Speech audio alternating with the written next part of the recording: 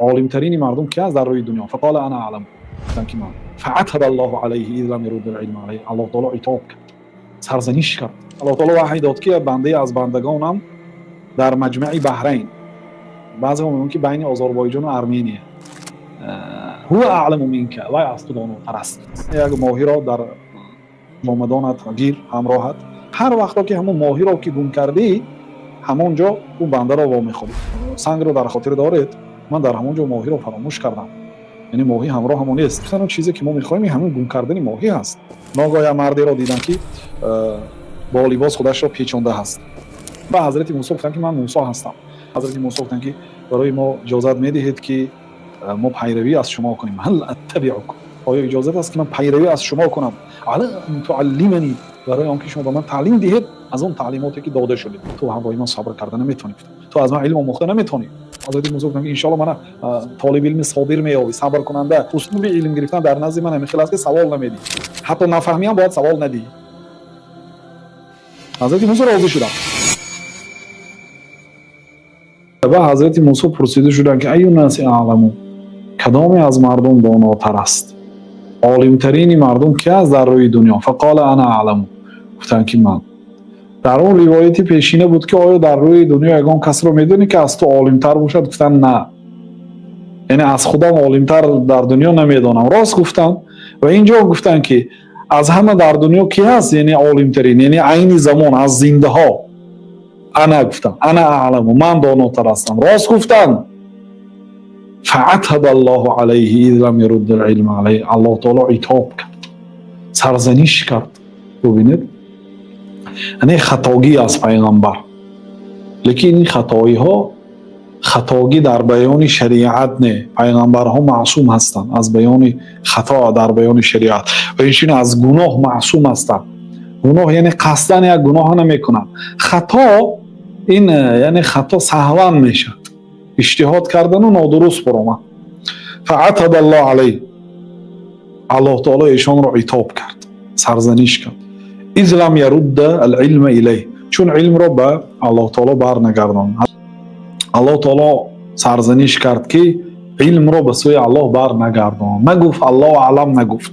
از روی آداب الله اعلم باید میگفتیم. فاوحى الله الیه ان عبدا من عبادی بمجمع البحرین وهو اعلم منک. پس الله تعالی وحی داد که بنده از بندگانم در مجمع بحرین، بعضی هم میگن که بین آذربایجان و ارمنیه، هو اعلم منک، وای از تو داناتر است. در بین در مجمع البحرین، جای جمع شوی دو بحر، یک بنده من است که از تو عالم تر است. قال یا ربی و کیف به، حضرت موسی را بینید که پروردگارا چه خیلی من به سوی او روم، چگونه من او را یاوم؟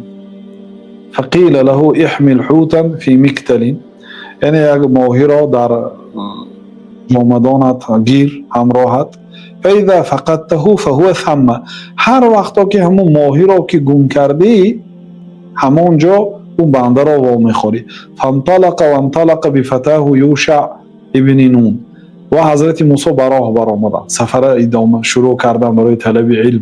مادامی که از من عالمتر باشد من رفته از او علم میگیرم. گفته سفر کردن، همراهشان جوانشان یوشع ابن نون، شاگردشان یوشع ابن نون هم خدمتگار هم کار میکند، همراهشان گرفتن. و حمل حوتا فی مکتل، و یک ماهی را در همون سمکه هاشون گرفتن. حتی کان عند صخرتی وضع رؤوسهما و نام، حتی در نزد یک سنگ وقتی که استراحت کردن، وضع رؤوسهما، سراشون همونجا ماندن و کمتر خواب کردن. فانسل الحوت من المکتل، ماهی از داخل همون سمکه هاشون برآمده پرید به آب. فاتخذ سبیله فی البحر سربا، اینا در راهشون در بحر دوام دادن. و کان لموسی و فتاه عجبا، و این یعنی سفر عجایب بود، عجایبات و غرایبات در این سفر دیدن. فانطلقا بقیت لیلهما و یومهما، یعنی دو شبانه روز راه گشتن. فلما اصبح قال موسی لفتاه، وقتی که صبح شد سحر شد، حضرت موسی به جوان گفتن که آتینا غداءنا، لقد لقینا من سفرنا هذا نصبا، تمام مراده که در این سفر واقعا مشقت کشیدیم. بنابراین میگم که موسی علیه السلام هم در راه طلب علم مشقت را چشید، سفر کرد.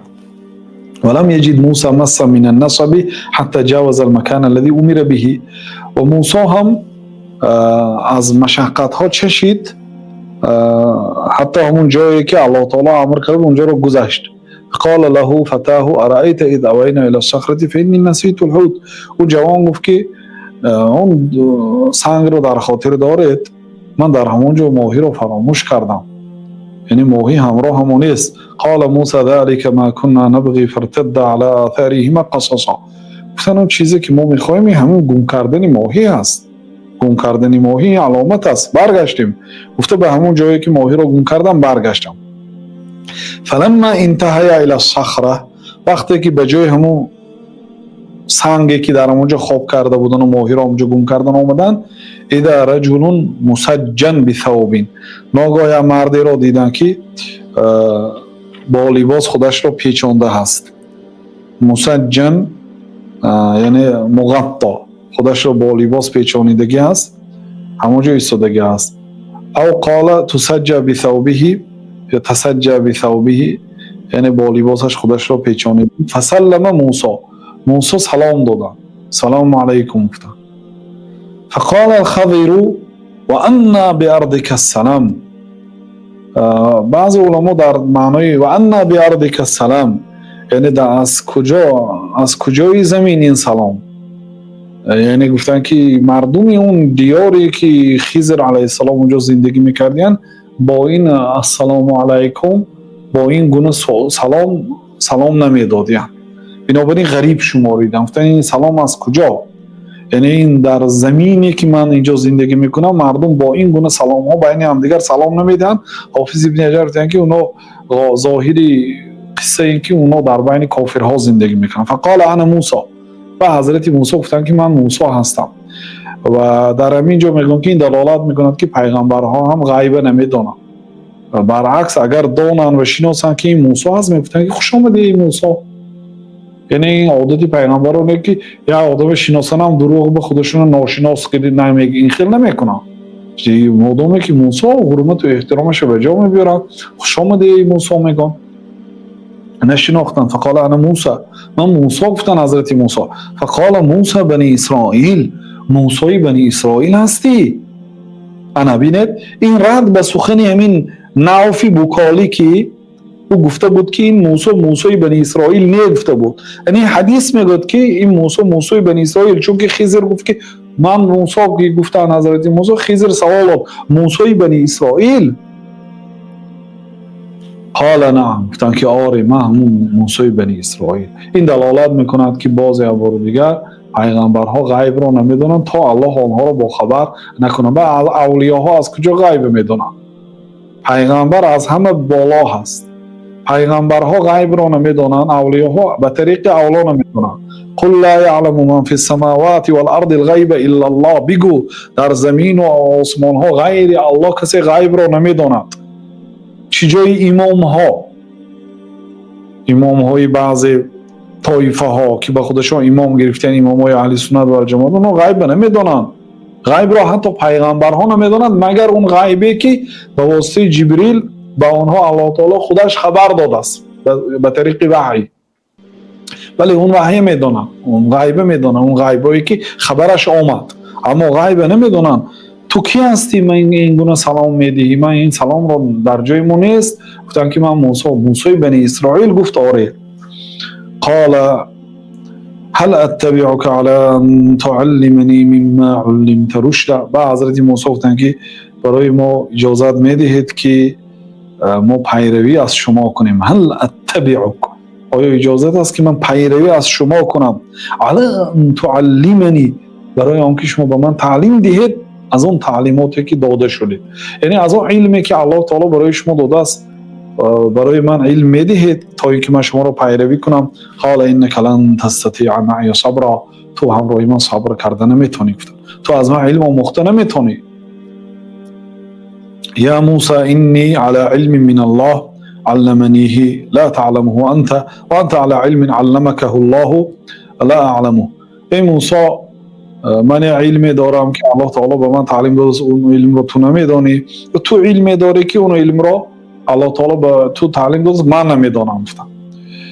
قال ستجدني ان شاء الله صابرا ولا اعصي لك امرا. حضرت موسی گفتن که ان شاء الله من طالب علم صابر میابی، صبر کننده به جفای استاد، صبر کننده به مشقتی طلب علم میابی. ستجدني ان شاء الله صابرا، زود است که مرا بنده صبر کننده میابی. ولا اعصي لك امرا، من هیچگاه تو را گناهکاری نمیکنم، یعنی بر ضد فرمان تو کار نمیکنم، ناحرمتی نمیکنم، بیادابی نمیکنم.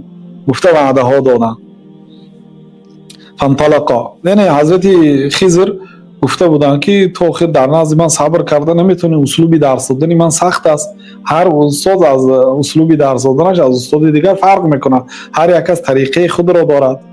بعد حضرت موسی من صبر میکنم، من گناهکار نمیشوم. گفته وقتی که وعده ها دادن گفت که خب اخی باشد اسلوب علم گرفتن در نزد من همیخیل است که سوال نمیدی، من تا خودم جوابش رو نگم، یعنی خودم بیان میکنم، ممکن دیرتر بیان کنم، لیکن سوال دادن در نزد من است. حتی نفهمیم باید سوال ندی. حضرت موسی راضی شدن. فانطلقا یمشیان علی ساحل البحر، اینا در ساحل بحر حرکت کردن، راه میگشتن. لیس لهما سفینه، کشتی نداشتن هر دوشون. فمرت بهما سفینه، یک کشتی گذشت. فکلموهم ان یحملوهما، اینا سخن کردن که ما رو برداشته به اون طرفی ساحل برد. فعرف الخضر، اون کشتی ران ها حضرت خضر رو شناخت.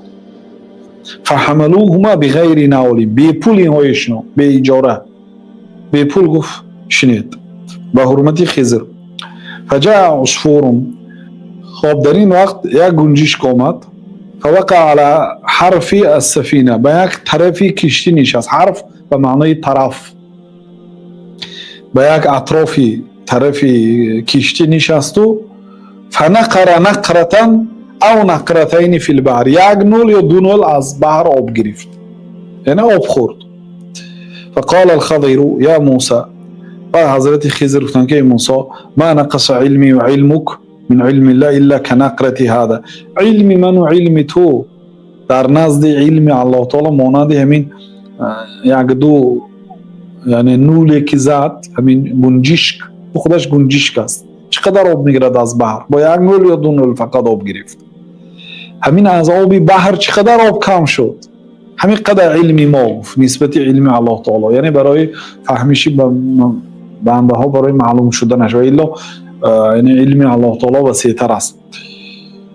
العصفور فی البحر، یعنی من گنجشک از بحر چقدر کم کرده باشد، علم ما در برابر علم الله تعالی مثل همین یک دو نولی که گنجشک گرفت و نسبت این آب بحر چقدر است، همین قدر فرق علم ما. فعمد الخضر الى لوح من الواح السفینه فنزعه.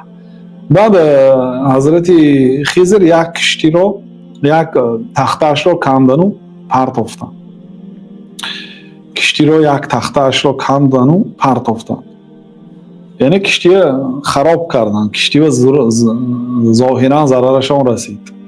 اینا بی پول گرفته از اینجا به اینجا برده موندن، علاوه به این یک تختش کنده پرتافتن با آب.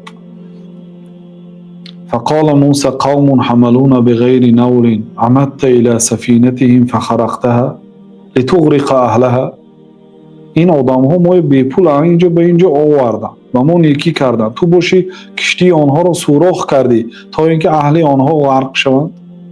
یعنی همین آدم هایی که به ما نیکی کردن تو برای آنها بدی کردی، مالشان رو خراب کردی، آنها رو میخواهی غرق کنی به آب.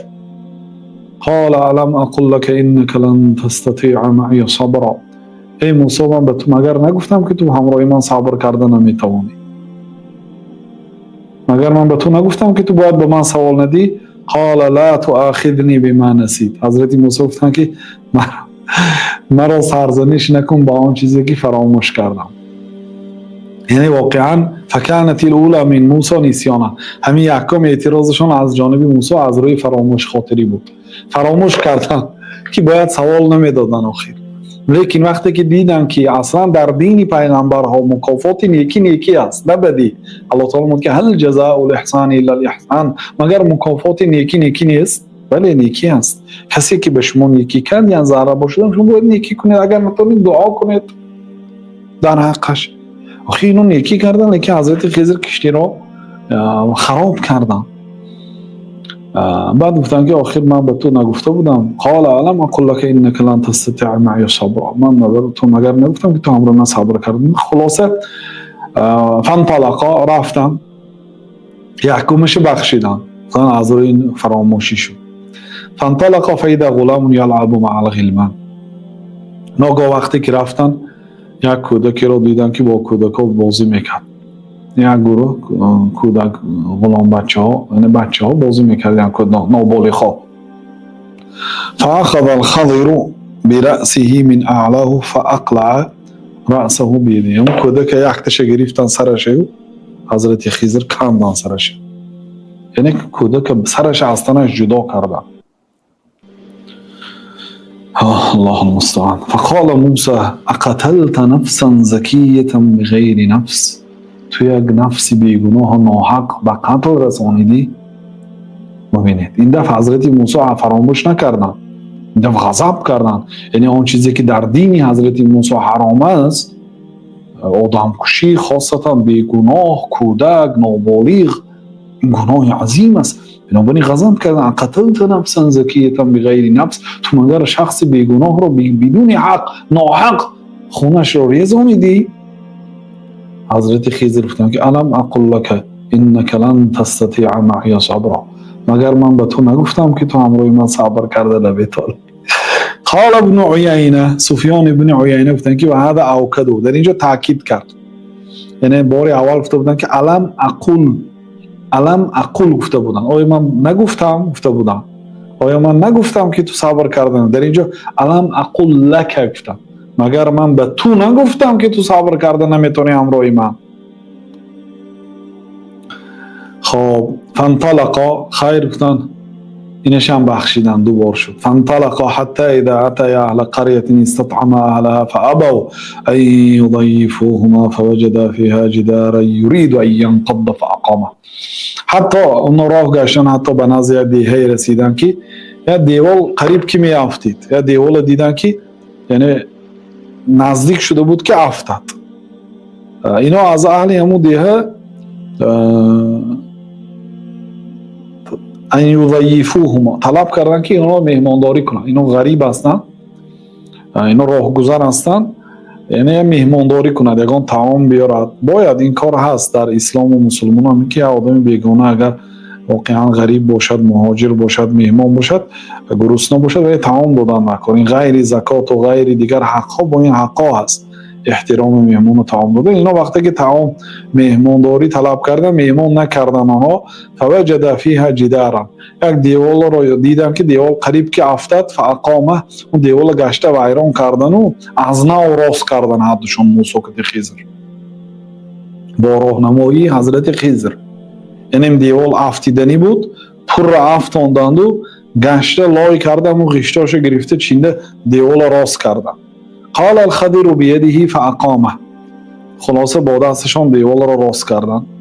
فقال له موسی لو شئت لاتخذت علیه اجرا، بعد موسی گفتن که اگر خواهی به همین دیوالی که راست کردیم اجر میگرفتیم، یعنی حقش میگرفتیم اقلا، چون که اینا اقلا ما مهمانداری هم نکردن که اهل همین دیه. یعنی خواهی اگر همین مکافاتی مزدی همین دیوال راست کردگی ما باید میگرفتی.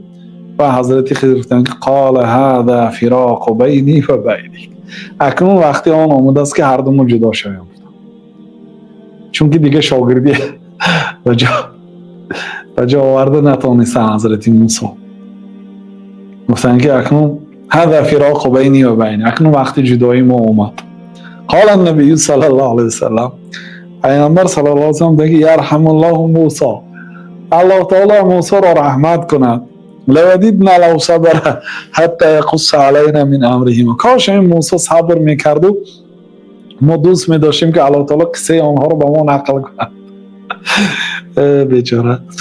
پیامبر صلی الله علیه و سلم میگه که یرحم الله موسی، این دلالت به حرص پیامبر صلی الله علیه و سلم به علم میکنه. یرحم الله موسی، الله تعالی موسی را رحم کند، اگر صبر میکرد الله تعالی قصه آنها رو به ما پر نقل میکرد.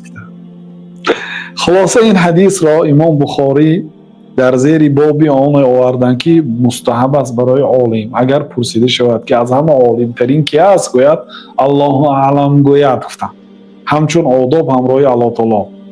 اینو ببینید پیغمبر موسی واقعا عالم ترین دنیا بودن، دروغ نگفتن، ولی آداب رو رعایت نکردن. الله اعلم باید میگفتن، نگفتن، الله تعالی عتاب و سرزنش کرد. خب ممکن است یعنی حدیث در همینجا تمام میشد، لیکن میگوییم سبب حضرت خضر علیه السلام برای چی این کارها رو کردن. سأنبئک بتأویل ما لم تستطع علیه صبرا. و حضرت خضر گفتن که من تو رو آگاه میکنم از این حادثه هایی که شده، برای چی تو با من طاقت نکردی. گفتن که اما السفینه فکانت للمساکین یعملون فی البحر. اما کشتی که من اون سوراخ کردم، گفتن کشتی که خراب کردم اصلش از آن مسکین ها بود. گفتن این ما در بابت زکات این آیات رو تفسیر کرده هستیم که این دلالت می‌کند که مسکین گاه ها کشتی هم می داشته است، گاه ماشین هم می داشته است، هیچ گپی نداره که مسکین فقیر نیست. فقیر هیچی نداره، مسکین یک چیزی دارد ولی به روزگارش کفایت کننده نیست. اما سفینه فکانت لمساکین یعملون فی البحر فاردت ان اعیبها. او کشتی از آن مسکینا بود، من خواستم که کشتی رو عیب دار کنم. و کان وراءهم ملک یأخذ کل سفینه غصبا. اونجا پادشاه ظالم، نعوذ بالله، در همه زمانه ها بود استه. اونجا یه پادشاه ظالم بود، هر کشتی که عیب ندارد بتون از کشیده میگرفت غصبا. کشتی بتون کشیده میگرفته است. و همون وقتی رید گویم، وقتی تفتیشی نماینده های اون پادشاه ظالم بود است، حضرت خضر در حال یک تختش کندین تا اینکه اونا بیاد و کشتی میبیند که کشتی عیب دارد نمیگیرد میرد. در اینجا حضرت خضر با اون آدم ها نیکی کردن یا بدی؟ نیکی کردن، لیکن ظاهرش چی است؟ بدی بود. خب اما الغلام فكان ابواه مؤمنین فخشینا ان یرهقهما طغیانا و کفرا.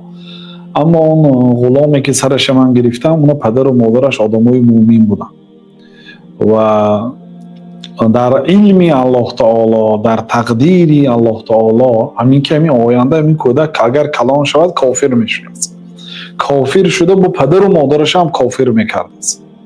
و حالا اگر سرش گرفته شد، حالا مسلمان است، حالا کودک است، پدر و مادرش هم مؤمن است، اگر از سرش گرفته شود اگر این بهشتی میشد، یعنی آینده کافر نمیشد. اینا دیگه غیری پیغمبرا غیب نمیدونن. گفتیم از کجا این کارا کردن، حالی در دوامش میبیاد. خب اینم اصلا برای فایده هم پدر و مادرش، ظاهرا پدر و مادر گریه کردن کسی فرزندی ما رو به قتل رساند، گفته ظاهرا این کودک هم کشته شد، لیکن کودک به بهشت رفت و پدر و مادرشون در دنیا مؤمن زندگی کرده، از دنیا مؤمن وفات کردن. برای اینکه فرزندشون کشته شد صبر کردن، ان شاء الله مکافاتش بهشت است. خب این حالی در حال حکم نکنید، دوامش است. فکان ابوهما مؤمنین. خب اینو خوندیم. فاراد ان یبدلهما ربهما خیرا منه زکات و اقرب رحمه. الله تعالی برای آنها خواست که یک فرزند بهتر و به صله رحم نزدیکتر، یعنی نیکوکارتر را عوض دهد. و اما الجدار فکان لغلامین یتیمین فی المدینه و کان تحته کنز لهما و کان ابوهما صالحا. اما اون دیوالی که راست کردیم از آن دو غلام بچه بود، دو یتیم بچه بود. فكان لغلامین یتیمین فی المدینه و کان تحته کنز لهما. اون دیوالی که ما راست کردیم دیوالی دو یتیم بچه بود و اون دو یتیم بچه پدرش آدمی صالح بود و در زیر همین دیوال کنز بود، طلا بود.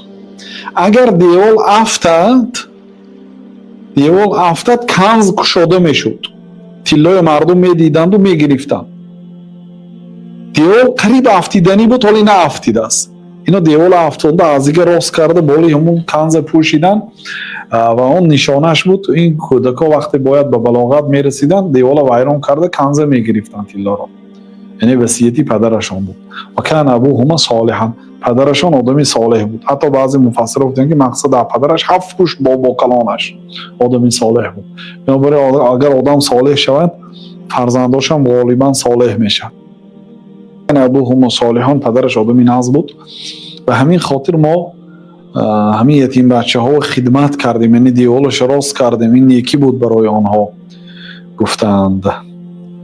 хоб فأراد ربك يبلغ أشدهما ويستخرج كنزهما رحمة من ربك وما فعلته عن أمري. بعد حضرت خضر در آخرش گفتند که وما فعلته عن أمري، من این کارهای از پیش خودم نکردم. وما فعلته عن أمري، من این کارهای از پیش خودم نکردم. ذلك تأویل ما لم تستطع علیه صبرا، این است کارهایی که صبر کردن نتوانستی. گفتند یعنی این جوابی اون سوالهایی که باید نمیپرسیدی من خودم جواب میگفتم. خلاصه این فرمان همش از جانب الله تعالی بود. خضر علیه السلام پیغمبر هستند، غیب را نمیدونن مگر آن غیبی که الله تعالی ایشان را با خبر کرد. و برای اولیا، کسانی که مثلا حضرت خضر را اولیا میگفت، از این آیات ها برداشتای نادرست کردن. گفتن که من حضرت خضر اولیا بود، پیغمبرهای پیروی نمیکرد و مباشرتا از الله تعالی حکم را میگرفت. و این غلط است. حضرت خضر پیغمبر الله تعالی بودند و پیغمبرها علم را با واسطه جبریل میگرفتن از الله تعالی. جبریل خبر را از الله تعالی آورده به پیغمبرها میرسانید. بنابراین بعضی ها از این قصه ها و از این آیات ها برداشتای نادرست کردن. اونایی که برداشت نادرست کردن دو طایفه. یک طایفه حضرت خضر را از مرتبهشون پایان کردن، اولیا گفتن. اولیا برای اولیا اجازه نیست که آدم کشد. اولیا از کجا میدوند که این کودک آینده کافر میشد؟ و در آخرش حضرت خضر گفتن که و ما فعلته عن امری، این من از پیش خودم نگفتم. با اولیاها وحی نمی بیاد. اولیاها با دین پیغمبرها کار میکنن، با قرآن و سنت کار میکنن. وحی خبری الله تعالی به پیغمبرها می بیاد. خب یک طایفه دیگر خضر را از موسی بهتر گفتن. برای چی؟ برای اینکه ظاهرا ببینید موسی شاگرد شده رفتن، بعضی کارهایی که موسی عموما نمیدونستند از او تعلیم گرفتن. و موسی وقتی که گفتن همه عالم ترین من هستم، الله تعالی نه تو داناتر است، گفت حضرت خضر این دلیل هم که با خضر بهتر از این هم نادرست است. همون خیلی که حضرت خضر گفتن که من یک بنده هستم که به من بعضی علم ها رو الله تعالی تعلیم داد، به توی تعلیم نداد. تو علم های رو میدونی که من نمیدونم. و حضرت موسی این سیدی پیغمبرهای بنی اسرائیل بودن. تمام پیغمبرهای بنی اسرائیل از جمله عیسی هم اصلا با همین برای مکمل کردن شریعت تورات آمده است. همه پیغمبرهای بنی اسرائیل با شریعت تورات کار میکردن. و خضر هم یکی از پیغمبرهای بنی اسرائیل هستند و به شک حضرت موسی علیه السلام از خضر بالا و اولا هستند، اگرچه در بعضی مسئله ها حضرت موسی از خضر علمشان کمتر باشدند، لیکن در عموم مرتبه حضرت موسی بلند است، بعدی حضرت محمد علیه السلام و بعدی حضرت ابراهیم علیه السلام. والله تعالی اعلم.